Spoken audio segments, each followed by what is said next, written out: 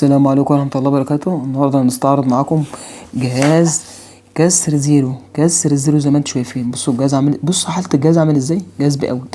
وخلي بالكم فيه لسه حتة في المحل، اي نعم الظهر بتاع يعني الظهر ده برضو مدهون كده متبهدل، بس مش متبهدل اوي، بس شغال ممتاز. والبوردة بتاعته فابريك، ده غيره، ده موجود اهو يا جماعة للبيع. ده كسر زيرو زي ما انتم شايفينه، بكل حاجة ما فيش فيها غلطة بفضل الله. ده موجود حاليا، اللي محتاجه عايزه بنسخة اخر نسخة بتظبيط ملف قنوات بالدنيا كلها، لو حب عليه ياخد شرنج مفيش مشكلة، تمام. وادى بالرمود الاصلي، ادى كده بالرمود ايه، بالرمود الاصلي اهو، عشان الناس بس تبقى عندها ايه علم وعارفة كل حاجة ان احنا. وطبعا بالشحن الاصلي، بس الشحن في المحل.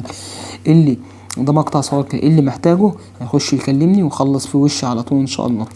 خلينا نوصل وتحت امركم ان شاء الله، ياخدوا على الشغل على طول. احنا لسه بنبيع منه من قيمه فتره، وجاي لنا ان شاء الله يعني اكتر من 5-6 حتت فابريكا. ده جهاز 4K طبعا، محتاج اي بي تي في نوفا موجود، محتاج عليه شرينج فاتح جميع الاقمار موجود، كل حاجه موجوده ان شاء الله، تمام. اللي محتاجه يا جماعه ده للبيع، وفي لسه كمان واحد في المحل، وفي لسه 5 هيجوا ان شاء الله.